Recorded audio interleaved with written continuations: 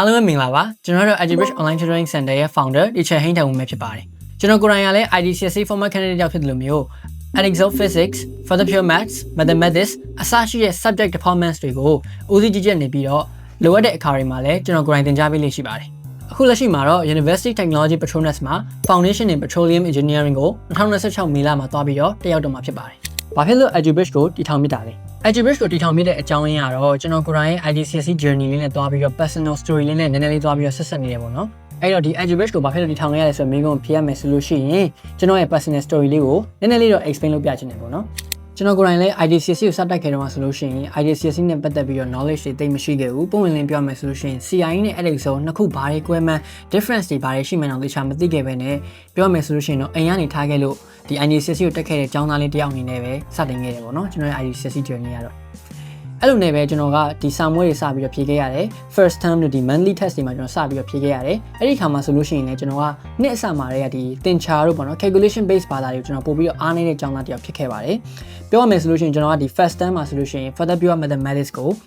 ကြာအောင်ကြားခဲ့တဲ့ကျောင်းသားတယောက်ဖြစ်ခဲ့တယ်ပေါ့နော်ဒီလိုမျိုး first term မှာ further pure mathematics ကိုကြားခဲ့လို့စာဆက်လုပ်ခဲ့လားဆိုရင်လည်းကျွန်တော်မလုပ်ခဲ့ပါဘူးကျွန်တော် IDCSE journey မှာပြောမယ်ဆိုရှင် monthly test တွေမှာကျွန်တော်တေချာလေး focus မလုပ်ခဲ့ဘူးနေ့ရက်တောက်လျှောက်မှာလည်းဒီ academic year တောက်လျှောက်မှာလည်းကျွန်တော်စာအုပ်တေချာ focus မလုပ်ခဲ့ပဲနဲ့ပြောမယ်ဆိုလို့ရှိရင်တော့ IDCSE ဆိုတာကျွန်တော်တို့လိုမျိုးကျောင်းသားတွေကိုဘဝတစ်စီချိုးပြောင်းပေးနိုင်တဲ့ exam board တစ်ခုဖြစ်တယ်ဆိုတော့ကျွန်တော်တေချာလေးမသိခဲ့ဘူးပေါ့နော်အဲ့လိုနဲ့ပဲဆက်သွားရင်းနဲ့ကျွန်တော်ဒီ parent teacher meeting တွေတက်တဲ့အခါဒါမျိုးတွေကကျွန်တော်တို့ကိုအရန်ကိုမှ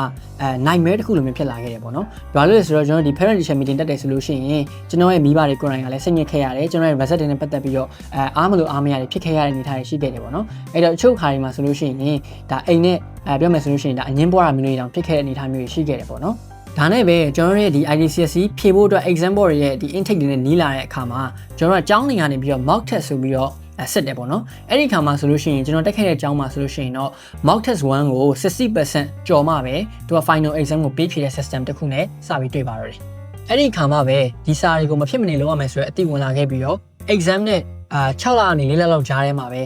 စာတွေကိုတေချာလေးစပြီးတော့ focus လုပ်ဖြစ်တယ်ပေါ့နော် exam အရင်ဒီမှာစာတွေကိုတေချာပြန်လုပ်ခဲ့ပေမဲ့လည်းကျွန်တော်အနေနဲ့ကတော့ဒီ further pure mathematics ဆိုမျိုးခက်တဲ့ဘာသာမျိုးတော့မှကျွန်တော်တေချာလေးလိုက်လုပ်နိုင်ခဲ့တယ်ပေါ့နော်အဲ့ဒီအတွက်ကြောင့်လည်းကျွန်တော်ကိုစိတ်ရှိရှိနဲ့သင်ကြားပေးခဲ့တဲ့ဆရာဆရာမတွေအားလုံးကိုကျွန်တော်ဒီကနေပြီးတော့ကျေးဇူးတင်နေပါတယ်ဒီလိုနဲ့ပဲဒီ further pure mathematics ဆိုမျိုးဘာသာမျိုးတွေကိုကျွန်တော်တေချာလေးစပြီးတော့စာပြန်လုပ်တဲ့အခါမှာတော့နှစ်အစမှာဒီ further pure mathematics ကိုမအောင်တဲ့ကျောင်းသားတယောက်ကနေပြီးတော့ IDCSE ဖြေခါနီးမှာ WHIS ရအောင်ဖြေမယ်ဆိုတဲ့ mentality နဲ့ကျောင်းသားတယောက်ဖြစ်လာခဲ့တယ်ပေါ့နော်ဒါပေမဲ့လည်းကံမကောင်းဆောင်နဲ့ကျွန်တော်ဟာ further pure mathematics ကို WHIS reward နဲ့လွဲချော်ခဲ့ရပြီးတော့ A star ဆိုတဲ့ result နဲ့ပဲကျင်းခဲ့ရတယ်ပေါ့နော်ဒါကြောင့်လည်းကျွန်တော် IDCSE ပြီးတဲ့အခါမှာကျွန်တော်တို့နောက်လာမဲ့ junior လေးတွေကိုဖြေတဲ့အခါကျရင်ကျွန်တော်တို့တော့လိုမျိုး collision နဲ့ result တွေမရတာမျိုးတို့ပြောမယ်ဆိုလို့ရှိရင်တော့ကျွန်တော်တို့ကိုယ်တိုင်မှားခဲ့တဲ့အမှားမျိုးတွေကို repeated mistakes တွေမဖြစ်အောင်ပြီးတော့ကျောင်းသားတွေအနေနဲ့ collision နဲ့ score တွေကိုတေချာရရှိအောင်လို့ကျွန်တော် tutorial လုပ်ဖို့စပြီးတော့ဆုံးဖြတ်လိုက်ပါတော့တယ်။ဒါနဲ့ပဲကျွန်တော် tutoring experience တစ်ခုရှိပြီးတဲ့အခါမှာတော့ကျွန်တော်ဒီ EduBridge Online Tutoring Center ကိုကျွန်တော်စပြီးတော့တည်ထောင်ဖို့ဆုံးဖြတ်လိုက်တယ်ပေါ့နော်